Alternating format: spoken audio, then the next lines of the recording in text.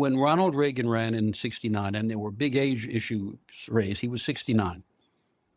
Okay? He was younger when when Reagan ran in 1980, he was 69. He was younger 8 years later when he left the White House than Biden was when he came into the White House. Right. And the other thing is that at least in his first term, Reagan was a very hale and hearty senior citizen. Watch him during the 1980 campaign. There's a picture of him in front of the Statue of Liberty wearing a long sleeve white shirt, and his, whether it's Brill cream or whatever, his hair is dark.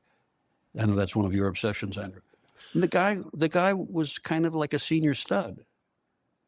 That is not Biden. I mean, every time he comes out and looks down at the paper and starts to mumble, my wife has a conniption fit.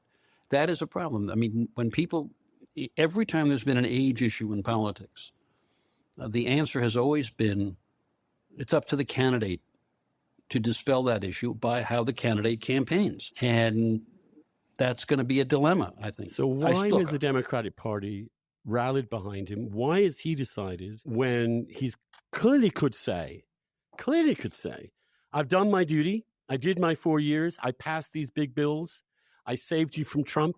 My time is done. Now let the new generation take over. Let them have a bloody primary. Let it be as crazy as possible. Let someone new emerge. And then the debate in the fall is the past Trump or the future.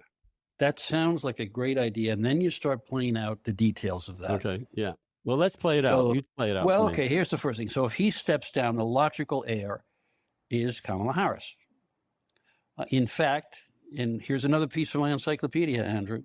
Mm-hmm. The last Democratic vice president who did not get the party's presidential nominee was? Spiro T. Agnew? No. The last Democratic vice president who did not eventually become his party's presidential nominee was... I'm going back now. Well, you've only got 90 minutes. The answer is Alben Barkley, Truman's vice president. He wanted the job. He was considered too old in his mid-60s. So now you're going to say to the most loyal element of the Democratic Party, black women, now that we have a black woman vice president, she doesn't get the promotion. First time since Alben Barkley. That's a problem. Maybe a spirited primary fixes that. I don't know. I've heard people say, well, I think Biden should appoint her to the Supreme Court. Like that's not a gimmick. One of the problems, by the way, in general with dumping a vice president, and it's particularly true because of who Kamala Harris is and why she was picked, is you are telling the country the most important decision I made in my first term I was wrong about. Okay, that's part of the problem. Well, he was. And the second issue is that whenever you think about alternatives, and as I've written a bunch of books, that you've got to plug in all the possibilities. You can't do a static, I'll just move this person here and everything stays the same. So what does it mean if Biden steps down?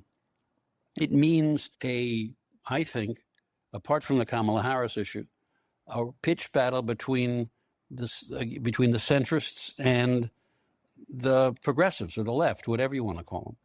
And somehow, but one of the things Biden has done, at least until Gaza, has been to kind of hold this fragile coalition together.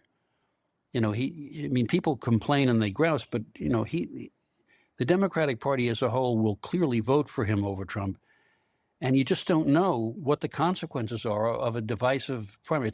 By the way, it's too late now. I mean, barring fate. The filing deadlines have passed.